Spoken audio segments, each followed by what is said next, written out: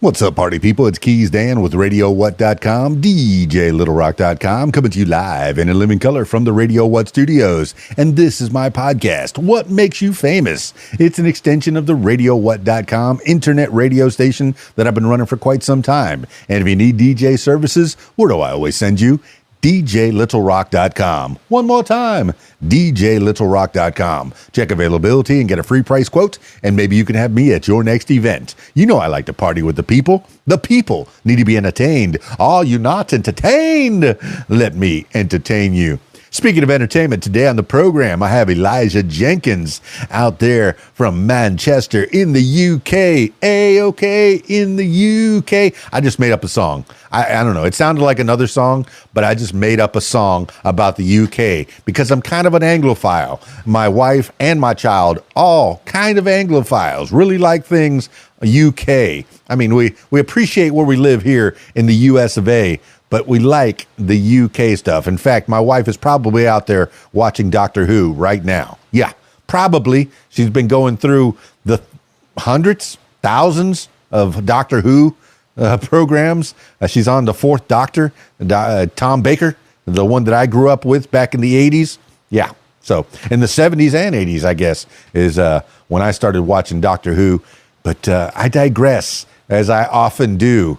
Kind of excited to talk to Elijah Jenkins out there. Right now, he's got a lot of guitar stuff, a lot of solo out there on the YouTubes and various social medias. But I think he's about to step up and get into a band. I think he started off in a band, but I don't know. We'll talk more. Stick around. In the next few minutes, you're going to hear more about Elijah Jenkins. This week's shows, let's see. I have two public shows. I'm starting a brand new show on Wednesday night at the Taylor's Made in Conway, Arkansas. Taylor's Made. The seasons have started up. The weather is getting better, and they do have an outdoor venue where we're doing an outdoor concert starring each and every one of you. The Video Dance Party Karaoke Jam. Yes, I said karaoke. You're the stars of the show. Now, I can tell you firsthand, they have some fantastic steaks. So unless you're a vegetarian, I want you to check out the steaks at Taylor's Made in Conway, Arkansas. Oh my gosh. Cooked to perfection. Just the perfect amount of marbling for my taste. Just delicious. And I put a side of French fries and a salad on there just to balance it out a little bit. But no, delicious food.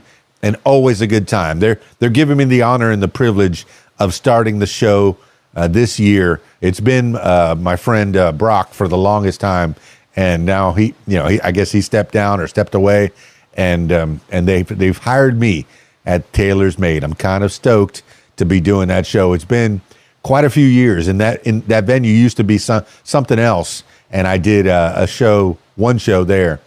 But yeah, come on out Wednesday night.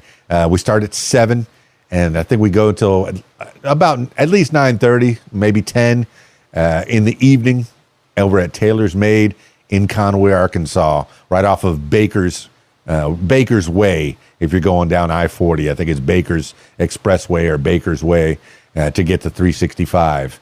But yeah, kind of stoked. Brand new show Wednesday night. Oh, yeah.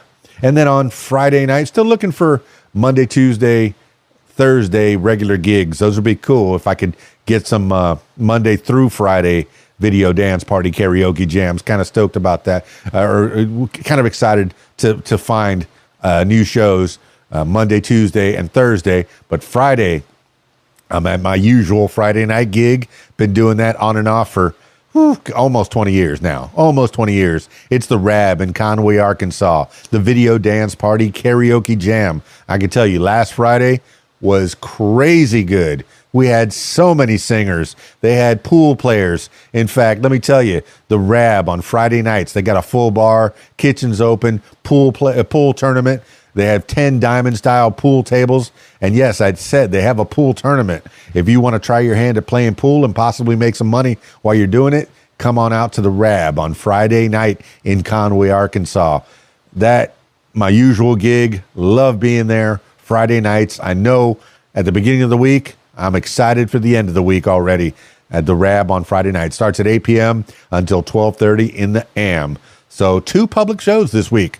Wednesday at Taylor's Made, 7 p.m., and then at Taylor's Made in Conway, Arkansas, and then Friday over at the Rab in Conway, Arkansas. Now, last night I was at Choctaw VFW. I'm doing that about once a month. Choctaw VFW in Choctaw, Arkansas. The VFW, always a good time. I'll be there again at the end of this month. I think it's the 26th, if I'm not mistaken. Saturdays, usually the last Saturday of the month, I'm at the Choctaw VFW. But this Saturday, I have a wedding down in Little Rock. So yeah, kind of excited about that. Get to do weddings. Wedding season is here. Usually they do the outdoor ceremony, and then indoors they do the weddings. And I get to be a part of it. I'll set up the big system inside, and I'll have a smaller system for the ceremony itself, playing the music as they do their procession and recession, and go inside and just have a good time, have a party. And I love that we get to plan together the music and how things are going to go, how I'm going to MC for them. So yeah, it's good. It's a collaboration. All right, let's get into another collaboration. That's it for the intro. Let's get into it with Elijah Jenkins. I got him on Skype, so if you're listening to the audio version of this, check out the video version on my YouTube, youtube.com/user/KeysDAN. Skyping Elijah Jenkins now. Perfection. Oh my goodness. Elijah Jenkins, all the way from across the pond in my face. All right. Now you mentioned, slightly before we started recording a little bit, was, do you still call it across the pond, or what's the reference to people from my side of the planet? It depends. I'm quite fond of Americans, so I'll always be like, our friends from across the pond are our transatlantic cousins. All right. So, yeah, all right. Never, but I use across the pond quite a bit, to be fair. Well, when I talk to people from the UK, I've heard Yanks. I've heard the colonies. That might be a little... No, I've not heard that, no. That might be a little derogative, but I think it's fun, all in jest. But now, I guess nowadays, I don't know how much you keep up with politics and the status of things, but Elijah Jenkins, hi, I'm KeysDAN. I guess we should start with the formalities. Good to meet you. Nice to see you. For those that are listening to the audio version, I encourage you to check out the video version so you can see that pretty face right in front of me. And I said pretty instead of handsome because he's gorgeous, man. He's gorgeous. All the ladies love him. But you knew that. That's what being a rock star is, you know. And I don't know if you consider yourself a rock star, maybe folky. It's a man and his guitar. I mean, tell me where you live and in the realm of entertainment, and give the people an idea of who or what an Elijah Jenkins is. So I'm 20 and I'm from Manchester, which is the greatest city in the world. Well, the only thing I've heard about Manchester is Manchester United. That is the football team, the soccer team. And are you a fan? Absolutely not. I absolutely hate Manchester United. All right. So people in your neighborhood, in your neck of the woods, would they be sad or upset to hear you say that?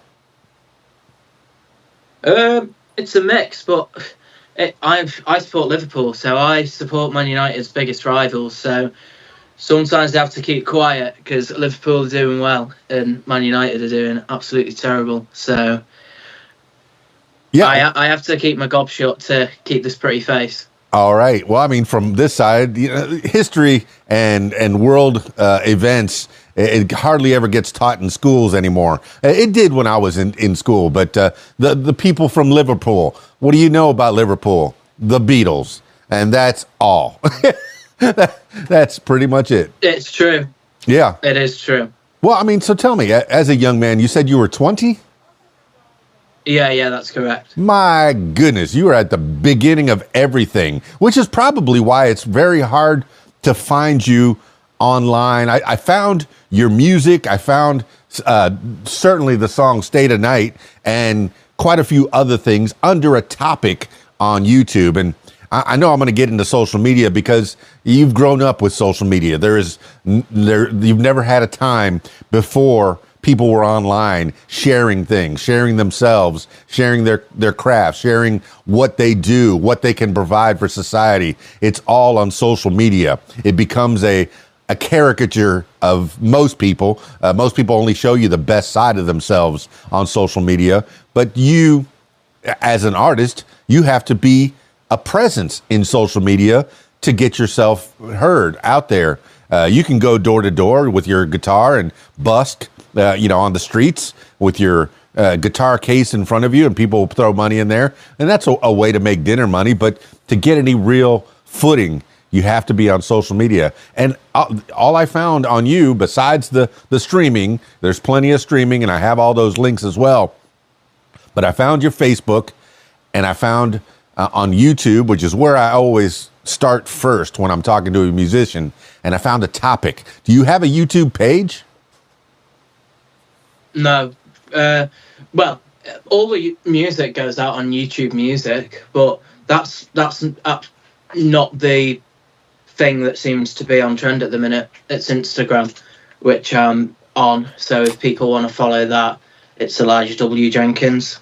All right, that's good, because I found your Facebook and I see that there's beautiful pictures of your place that you live. That you got your plenty of your family as well. But I found the songs on YouTube. That's where, like I said, that's where I go first. It's the second or third biggest search engine in the world behind Google.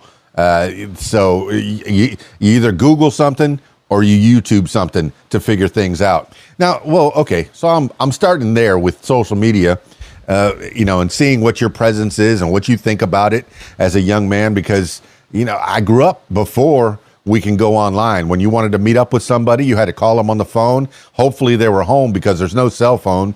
You've never known a world without cell phones as well.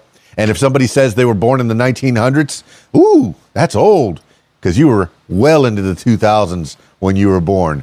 So, I mean, perspective. What do you know about the history of? Well, okay. How did you do in school? Let's go there. Let's go to a young Elijah Jenkins. What were you getting into in school? Were you into music or sports or mathematics or the maths? Yeah, certainly not maths. It was definitely music and just playing football, but soccer in America. But it was. I liked English, like writing and stuff, but it was always music and sport for me. And then when I got to uni, like 2 years ago, that's when I started to focus on my music a bit more. So what are you studying in university? I'm doing journalism. They go hand in hand. The writing, the English, the command of the language, they go hand in hand with good songwriting. The good folk singers are the ones that know, well, not just how to rhyme words. I guess you can pick up a rhyming dictionary and know how to rhyme words well enough, but to put those words together in a way that's interesting to the people, to themselves first, and then to the people in mass, to make sure that their vision, their thoughts, they go out and they're heard and they're appreciated. So do you write music as well, since you're a writer? Yeah, all the songs that are out on Spotify are my songs. I've written them. So, yeah. And then, like, for the course, I just have to write, like, articles and stuff. All right. Are you writing for anybody in particular? Or are you interning for a newspaper magazine? And I say magazine, I don't think anything's printing anymore. To get into journalism, it's online, isn't it? It isn't. Everything's online. It's all very digital. All right. And do you have a big presence? Do you have a blog of your own that you keep your thoughts in and keep yourself in shape, writing wise? In a music sense or journalism? How many songs have you written? I don't know, but how many's out at the minute? There's 6 out, and then there's more on the way. Now I'm working with a full band and stuff, so I don't know how many I've wrote, because it depends. Like, some songs you write are great and they'll get published, and then some songs you write are just rubbish and you're like, oh, no one's hearing that. So it depends what you count as, like, I don't know. There's probably about 2 albums worth there at the minute, so I'm pretty happy with where it's at for now. Well, we spoke briefly. It's a digital world. Do you take pen to paper? Do you have a journal or a notebook that has song ideas, and some of them get fleshed out and some of them stay a title, perhaps, or just an idea? It depends where I am. Like, if I just get an idea and I'm out, like, I'll write it in my phone. Like, I don't carry, like, pen and paper on me, but if I'm writing at home with my guitar, I've got it in a notebook, and then I just transfer it onto my phone. So I do both. I write songs. Like, my notes section on my phone is absolutely rammed full of, like, song ideas and stuff like that. But then, like, there is nice doing it the old way and just pen to paper. Yeah, I wonder about that as well with young people. It's a paperless world. In fact, I do a karaoke show, and people ask me, how do I sign up? Do I have to fill out a piece of paper? No, text me. And I have people text me. It's very paperless, which is, I guess is it thoughtful for the environment? No, I just don't want to have a bunch of little pieces of paper running around. It's better to keep it all digital, keep it all in one spot. Now, people do rely on their phones quite a bit. If I lose my phone, I'm done. I guess I have no friends left because all my phone contacts are in the phone. I don't memorize phone numbers. Yes, and I'm going to sound like an old man in 3, 2, 1. Back in my day, we had to remember phone numbers. If we had friends, we remembered their phone numbers, the 7 digits, and then later the 10 digits, because even it was 10 digits even just before the internet really started to take off. But you remember phone numbers. The only one I remember now is my wife, and that's pretty much it. Maybe my grandma. But no, I don't, because she changed phone numbers. Do you memorize phone numbers? Do you rely on digital media, your phone? I see you have a couple of pictures behind you on the wall. For the most part, when you take a picture of somebody, does it live on your phone, in your digital media, on your computer? Or do you print them out and put them up on the wall somewhere? These are all just, like, pictures that, like, artists have done and stuff like that. So, like, any pictures I've got are just on my phone. And then going back to the phone numbers thing, I think I only know my mum and my dad's. Like, I don't know anyone else's. Yeah, it's the way of the world right now. Our brains are on our phones. If I need to know something and I don't know it, Google it. That's put it in a search engine. And this portion of the podcast brought to you by Google. And hopefully they give me some money somewhere. Anyway, and that's another thing, is you have to think about branding. You have to think about sponsorship. Elijah Jenkins, as commanding as Elijah is, Elijah Jenkins, there's quite a few of them out there. How do you, and has anybody helped you in this? How do you brand yourself to where the Elijah Jenkins that I'm talking to right now becomes the Elijah Jenkins that people find? The main focus is on the music and making sure that the songs are good, because you don't get anywhere with rubbish songs. And then the branding and stuff, that takes time to build. I think everyone can see now in the industry that nothing's overnight. I think you're focusing on the right thing. I think you are focusing on the right thing, because the songs that I've heard, and you say the 6 that are out there, I've heard at least 5 or 6. I know I still have your YouTube topic up, and 1, 2, 3, 4, 5, 6. Yeah, 6 songs, pretty melodic. It's primarily you and your guitar singing into the void and just, putting your heart into a song. Now, those 6 songs are the songs that you've written and produced. Do you produce things yourself, or do you have a team? We go to a studio. to do the songs. And then for our gigs and stuff, we've been working with like different promoters across Liverpool and Manchester. Okay, now, well, let's mention your team. Now you've hit upon we can't do it all by ourselves. Yes, you can get a guitar, you can get a camera for about $1,000 or so, maybe £1,000 or so. You can have a computer with a decent microphone, with a decent interface, and a recording program. Under £1,000, you can record a demo. But to get on a higher level, yeah, you could be a SoundCloud musician and put stuff that's out there that gives people an idea of who Elijah Jenkins is. But to get to another level, you need a team. You mentioned the studio. You mentioned the band. Tell me about the studio. Tell me about the band, the people that are helping you in your immediate vicinity. So we've recorded the song Stay Tonight, and we've recorded all our songs with this guy called Roger Hughes, who has a studio in Wrexham. I think Wrexham will probably be quite well known in the States now since Ryan Reynolds bought the football club.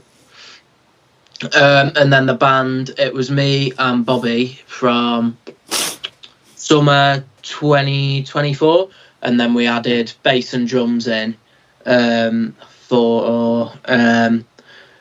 the start of this year. Obviously, there's not a full song with the full band out yet, but it's coming and it should be out in a couple of months, all being well. Well, that's exciting news, Elijah Jenkins. People are thirsty for more. Once they hear a person such as yourself that they enjoy, they like the sound of it. And I do appreciate, all right, when I listen to bands from England, especially with the first wave, when the Beatles were there, and then the Rolling Stones and quite a few of the British bands, when they sing, you can't hear their accents. And one of the things that I appreciate about you is that I can hear your accent coming through. It's refreshing. To me, being here, it's exotic. Because people that listen to American accents in England or in other parts of the world and instantly go, "Oh, he's from the Americas," whether he's Canadian or United States, what have you. Oh, I can immediately tell he's American. And then people from England, when they speak, and I guess you in the UK, you can tell different areas of England, kind of like New York versus Texas for us, where we can hear a Southern accent or a Northern accent or what's termed as the Middle American accent, which is what a broadcaster goes for. Now, we don't want to have a drawl like from the South, or we don't want to talk like we're from New York, So, do you have a middle UK accent, or do you keep the accent from Manchester? I think it depends. Like, there's a big north-south divide in the UK, but even like in Manchester, there's different Manchester accents, and like then obviously the Liverpool accent's very strong, and that's changed massively. Like the way the Beatles spoke was very different to how, like, say someone like Steven Gerrard speaks, and then especially if you're doing like a lot of media training and stuff, a lot of the media do have like a very sophisticated voice. They sound a lot more professional, so like everyone understands them and stuff. Posh. I think that was the term that I've heard before. I'm going to go for a more posh accent so I can see if I can pull this bird. And those Americans that don't know what pull this bird is, be careful when you look that up, okay? No, but, you go for a higher class accent. And I know that the certain accents give an air of class. But then when you're talking to an American, you could drop that completely, because British, English, UK, it sounds pretty much the same to us across the board. It makes you have an air of intelligence. As soon as someone is speaking with an English accent here in the States, people immediately want to listen percentages higher than if they didn't. Nuclear scientists from Alabama that are speaking like this, even though they went to a great school and then they learned a lot of maths and book smarts, when they're talking like this, they still sound a little less. To me, I don't know. What do you think about all this? Definitely, like, I don't know. There's definitely people from like the south of England who are definitely a lot more sound posher than people from the north. Like, but we don't necessarily think that they're cleverer than us. Now we have a north-south divide as well. In fact, back in the 1860s, we had a big north-south divide where the whole country was divided along the Mason-Dixon line. Where ideologies of the South and the North just didn't jam together. Now, tell me about the North and the South divide as well. Is that political or is it personal? What is it that's causing a North-South divide? What is it that people in the South and people in the North, and what do you consider yourself, a person from the South or the North?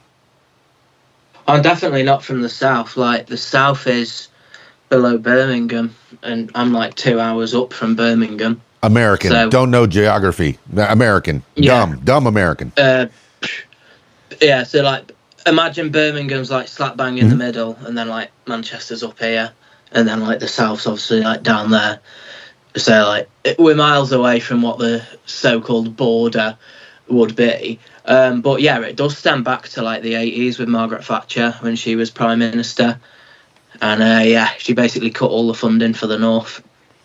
See, and now that's where I grew up. I was in high school in the 80s, and what we knew was it Gorbachev, Reagan, and Margaret Thatcher. Those were the big three in the world of power and influence. And we knew the Iron Lady. And accents, listening to a podcast recently, or maybe it was a documentary, where Margaret Thatcher, when she was in, I guess, your version of Congress, maybe she was House of Commons or whatever, one of those things over there, she had a much higher accent. But then when she wanted to be prime minister, she went to a vocal coach and learned how to speak deeper with a more authoritative voice. And it's, I'm talking about voices, and I'm talking about sounds, and I'm talking about accents, because this is all relative to the music that you do, the way that you sound when you're out there. You're putting your voice out to the world. Can you sing in different accents? Have you tried singing? Well, like I said, with the Rolling Stones, when they sing a song, when Led Zeppelin sings a song, I can't tell where they're from. They sound as American as myself, I suppose, when they're singing a song.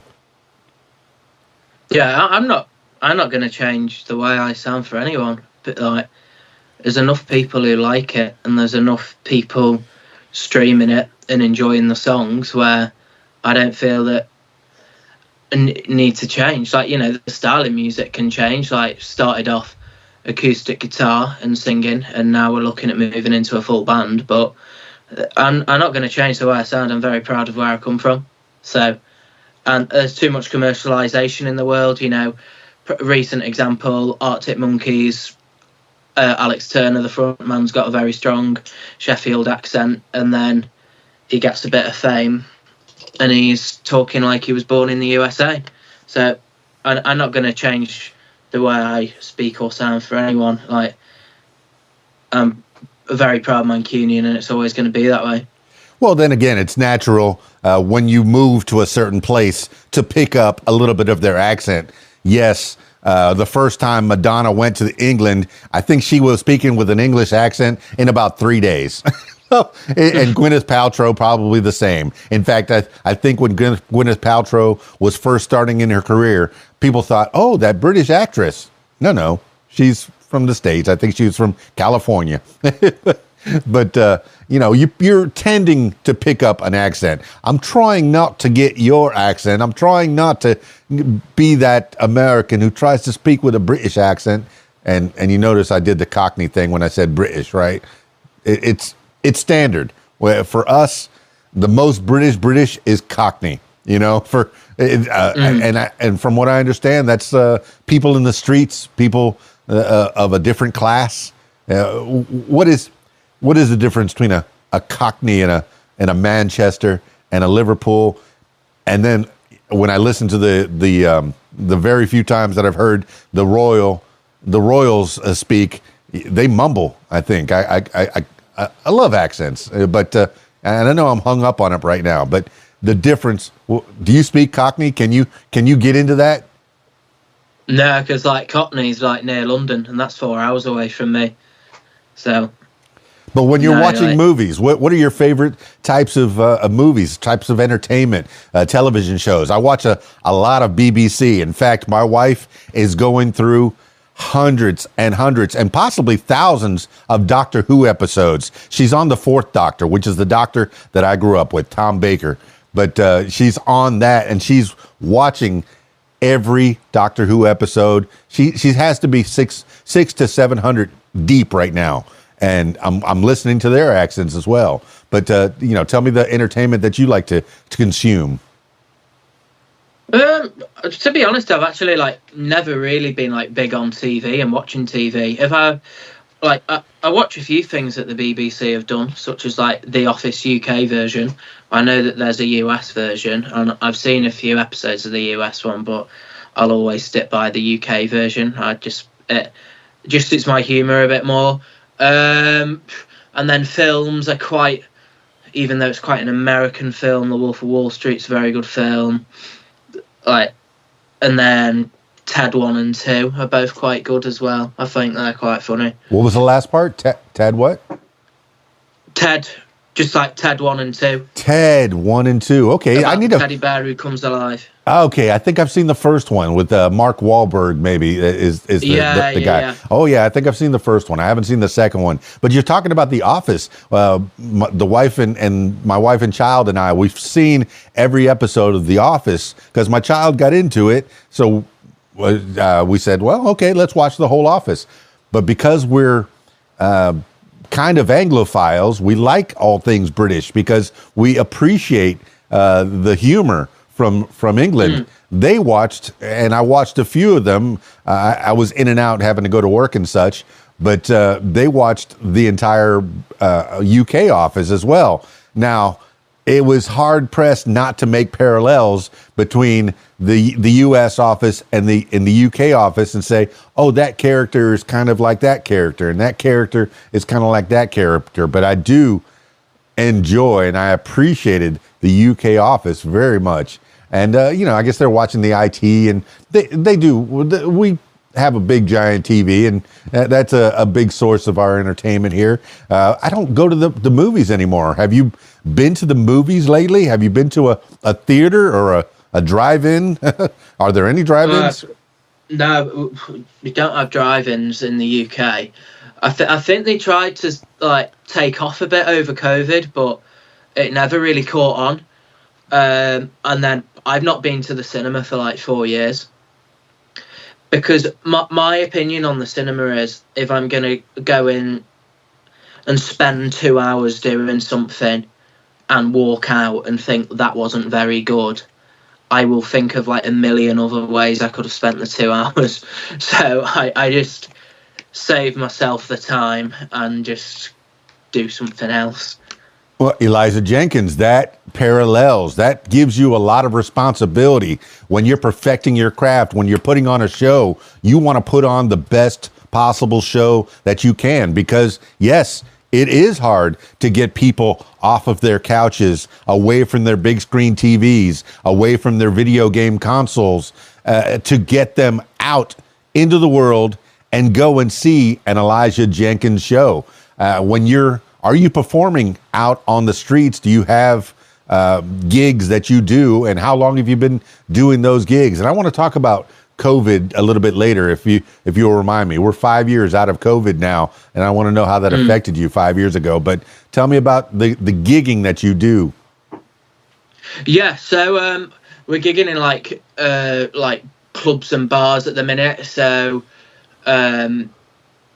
we've been working with some promoters called This Feeling and Scruff of the Neck. They've been really, really good. And yeah, we've had great shows and great feedback. Like I'm always very proud of that. We put everything into like playing live. Like we don't do it for a laugh. We do it because we want to be, appreciated, and people be like, bloody hell, they're really good. So it's that for me, and just putting everything into it to make sure it's a good show. And the feedback we've received from people is that we are good live. Well, do you have regular gigs, regular clubs that you go to? Give them shout outs. I want people to know where to stalk. Follow Elijah Jenkins. And I said stalk. Yes, I did. I want them to find you. So my Instagram is Elijah W. Jenkins. And then that's probably the best way to keep up to gigging things. We're gigging in about 3 weeks' time in Manchester. So we're getting ourselves geared up for that. Any particular place, or do people have to go to the center of Manchester and say, Elijah Jenkins, where do I go? It's off the square in the Northern Quarter. Is that a bar or a club? It's a bar / music venue. How about that? So they have a proper stage. I like a place that has a proper stage, good sound, maybe even a sound engineer, somebody that can make it sound right. I know I do a lot of mobile DJing, where I take my PA system, I have to set it up. I don't have a roadie. At a certain point, you figure out you can do it pretty much all by yourself. And I'm guessing, okay, when people are the loadout for an Elijah Jenkins show, is it primarily you and a guitar and a microphone, and that's all that's needed right then? It started off as that like a year ago, but now it's with the full band, which I'm really happy with. Four-piece band, me and my acoustic guitar, someone on lead guitar, someone on bass, and someone on drums. Well, you talk about Instagram, and you mentioned your Instagram handle quite a bit, and I want people to go to it. But when I watch videos on Instagram and sometimes on TikTok, mostly on Instagram, when people are doing the loadout for a band, you'll see the drummer carrying box after box after box, and maybe a whole cart full. And then the lead guitarist, maybe 3 or 4 guitars, and the bassist. Oh, he's got. And it's always the singer that comes in, maybe last and carrying a small microphone. That's it. That's all he has to do. That's the whole loadout. I know that you play guitar as well as being the lead vocalist. But I think that those loadouts are so fun. Do you help each other set up, or are you high enough status to where you have a roadie?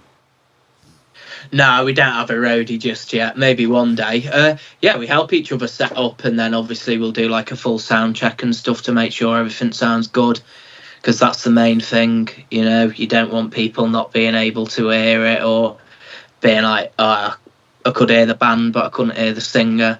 So it's one of them. But like, we all know what we're doing, and we all know what we like. So we don't really we help each other, obviously, but we know how it's going to be set up before we even arrive on the stage.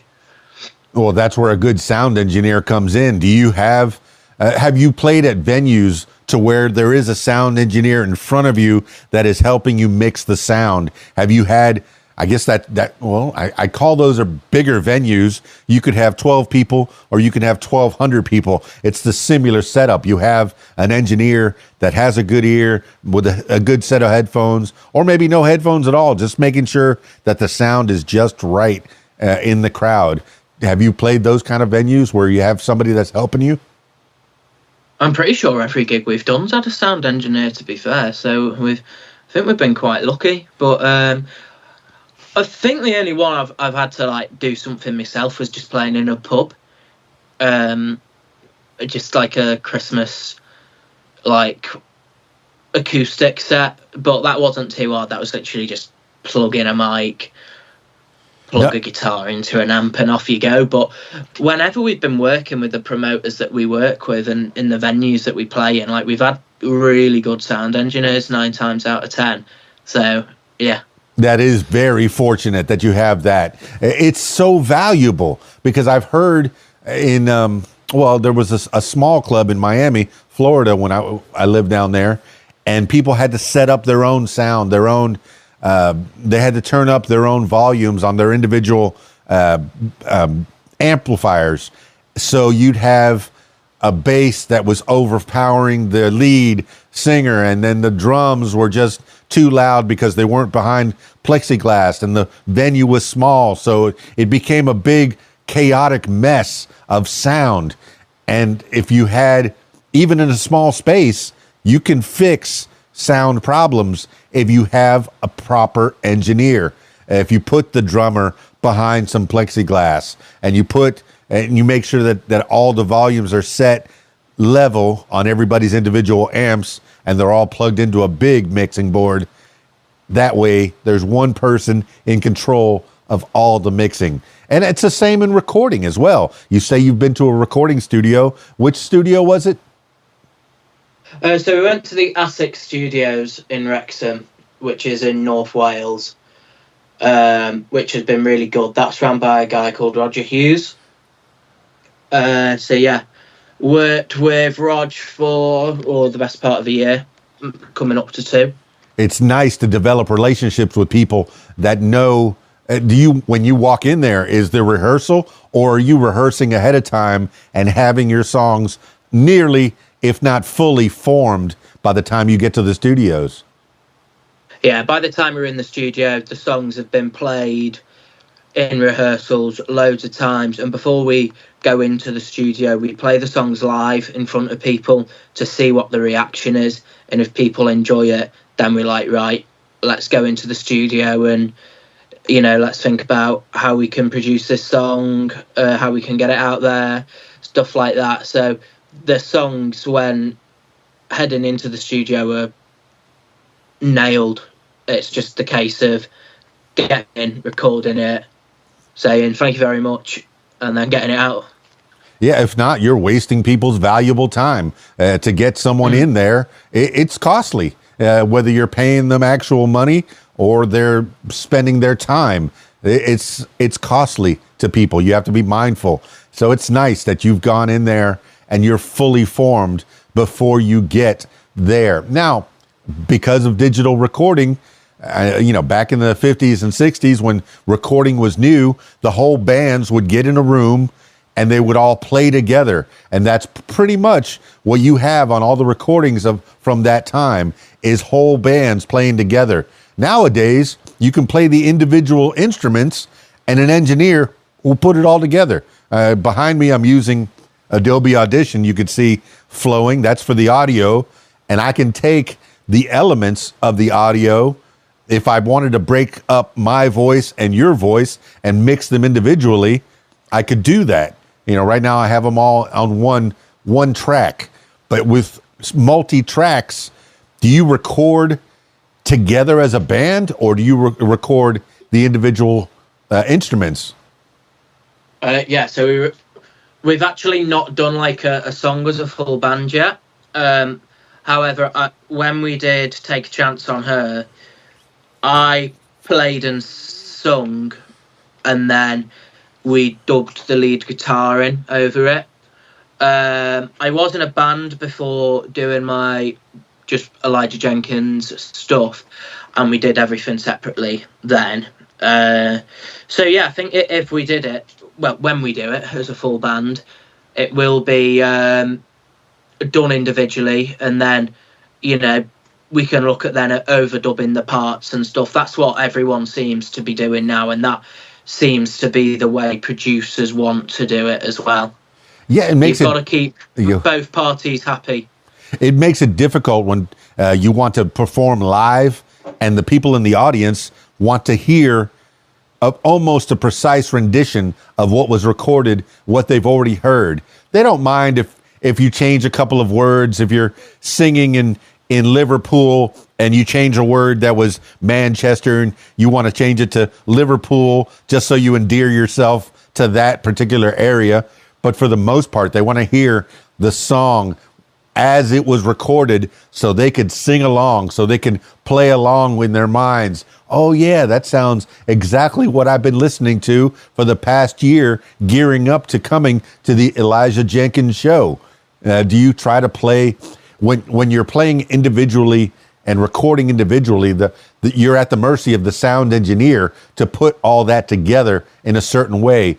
In reverse or in contrast, playing together, you would gel together, whether in the studio or on stage. It would all sound almost exactly the same. I think it's different. Like, I think playing live and being in the studio are two completely different things. I think for professional standards and production standards, playing individually suits it better. It sounds better through a pair of headphones and stuff. But then, like, I do always go into the studio knowing how I want the song to sound. So, excuse me.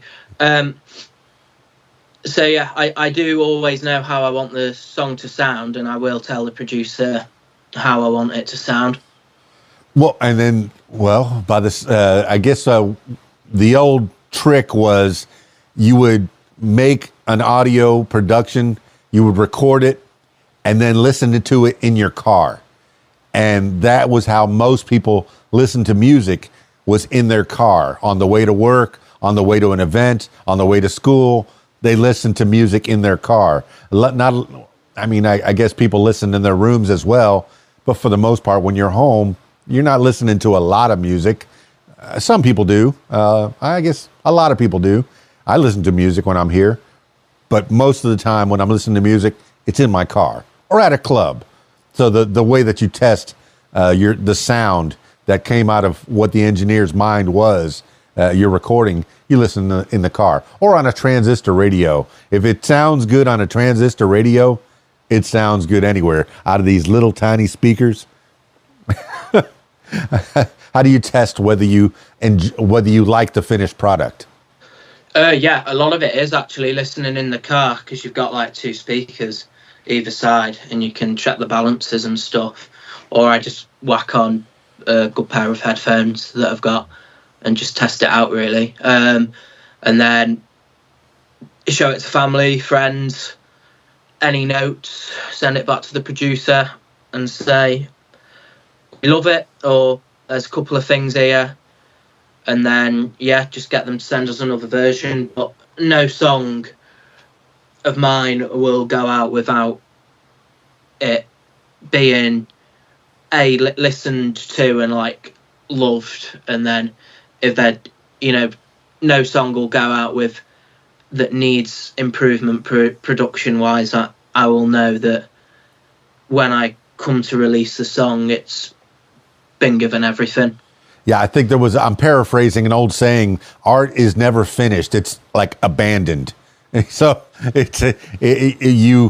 when do you know a song is finished? You've been working on it. Even George Lucas went back and redid all the Star Wars films because he didn't like how some of the effects were, because they didn't have those special effects at the time. Jabba the Hutt originally was a person, a man, and then they went back and digitally put in Jabba.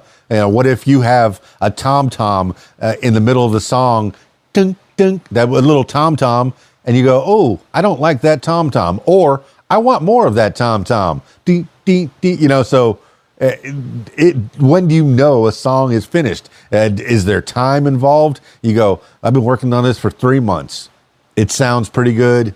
Let me let it out there and see how it goes. Or what? Well, the songs are always like done when they go to a studio in like a band sense of terms, like they've been played live many times. played in rehearsal many times, and then it changes all the time when a song's ready. It's when you're happy with it. But I know I'm going to take a song to the band to like do when I've played it just on my own a few times. Well, for example, and then once I've played it on my own a few times.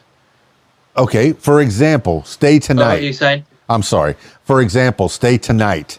How long did that take from thought to paper or phone to idea to bringing it to, to the studio? Were you thinking about that? Were you playing that live for months, for weeks, for days before you put that out took it to a studio?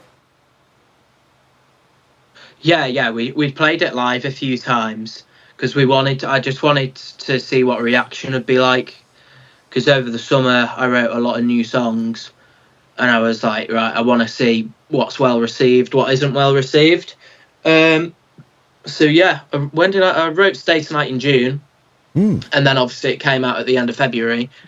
But we had Take a Chance on Her written around the same time, so we recorded them both.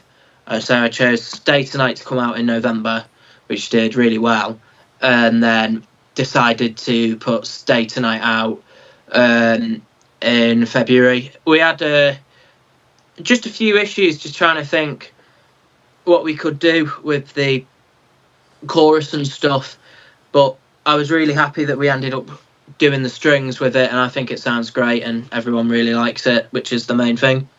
I like how you say we a lot. Do you have a collaborator? Do you have a writing partner? Or are you talking the we as Asics, the engineer?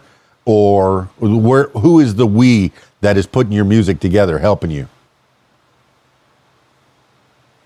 So it is Roger, who works at the Attic, who I've mentioned before. So I work closely with him. And he wrote the strings part, so obviously that is in the sense of we, but then in the sense of we on a wider term, it's what the lads think in the band, it's what family thinks, it's what friends think. So there's a whole lot of listening and opinions before the song even goes to a studio, and then there's even more listening when it's been produced, so everyone's happy with the final article. All right, Eliza Jenkins, we've talked a lot about the creative part of putting a song together, putting your art together. Now let's talk about the business part. How do bands make a living? How do you make money? Because there's no record sales anymore. From what I've understood, people selling a ball cap or a T-shirt makes more money than any streaming would ever make in a year. Selling a T-shirt that with Elijah Jenkins on their chest, that would make much more money than streaming. But how are you making a living doing this, or how are you projected to make a living doing this? It's hard because there's no money in the industry at all. But the money is in gigging at the minute, playing gigs regularly. We don't have any merch at the minute. It's like something I might look at as we continue to hopefully get bigger. But the main thing on my mind is the music and stuff at the minute, and just keep regularly putting music out, and then just keeping on gigging and getting my name out there. Well, people see a band having a merch table as something small, or they think about it in their heads as something small. When you're doing a show at a club, and then there's a table where there's CDs. Do people even play CDs anymore? I don't think I've bought a CD in years. Everything's digital. Everything's online. You can buy a song one by one. You could buy an Elijah Jenkins song one by one off of Amazon, off of Apple, off of and listen on Spotify. But people don't realize, or maybe they're not thinking about it. Even when they go to the largest band in front of 70,000 people, there's still merchandise being sold there. That a lot, and I don't know how much of that goes back to the band if individuals are selling T-shirts with their faces on them, but there's still a merchandise table even at a show with 70,000 of your closest friends, fans out there in front of you listening to Eliza Jenkins, or there's 100 people listening to your show. There's a merch table is nice. It's a way to help you promote, and it gives the people a sense of, wow, I just saw Elijah Jenkins over at that club in Manchester, and now I have his T-shirt with his logo on my body, and I'm going to be promoting him going to the grocery store. You know, it's nice. Merch is good. And I want people to have Elijah Jenkins on their shirt or on their ball cap, right? Yeah, it's something we'll definitely look at. Yeah. I mean, hey, you have your own team. Do you have, like I said, you need, I don't know if you need, but it would be better if you had a bigger social media presence. You know, I think I use the big four, Facebook, Instagram, Twitter, and now TikTok, I think is the big four that I'm on. And, well, okay, 5, YouTube. Forgot about YouTube. You know, I put this on YouTube. I put my podcast and various things on YouTube. It is a big search engine. So it'd be good to have at least those 5. And I know that there's other social medias, and I know I'm coming back full circle as we wind this thing down. We started where I was talking, I had social media on my mind. I know I'm trying to grow my TikTok. I want to put clips of the podcast that I do and the different things. Like I'm going to put clips of this podcast up on TikTok. So it, you know, people get little ideas of little sound bites of what Elijah Jenkins is and does and where you're going to be. You've given shout outs to people already as this came out. Do you have any other shout outs to give as we wind this thing down? Not really. I think mentioned everything that, you know, I want, but like, you know, obviously everyone wants to be a bigger presence, but it's about time and being patient. You know, no one's an overnight success in the industry anymore like it was in, you know, back in the day. And like, you're always building and always wanting to be better every day. And as long as we're getting better every day and growing our platform a bit every day, that's all that matters. Well, I'd be remiss, but do you have a ring on this finger? Are you a married man, or are you currently attached? Or I guess that's on the no, that's wrong my finger. right hand. That's the other finger. That's right. That's the right hand. It's a nice ring. Where'd you get that thing?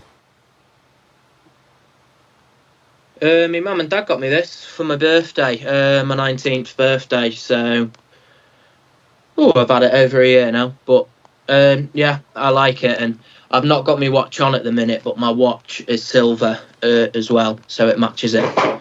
Very cool. So all the fans that come out to the shows, he likes silver. Make sure you get him lots and lots of silver.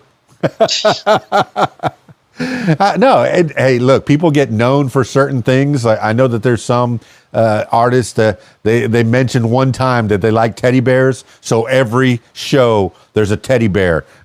Tons and tons of teddy bears being brought on stage for them. They mention they like flowers. Just mention you like silver. I'm going to mention that I like BMWs. BMW is a great car, and I'm going to, you know. There they are. I've never owned a BMW. I've driven a BMW, but I've never owned one. All right, I'm starting to get silly because it's a different day than what I'm usually recording on.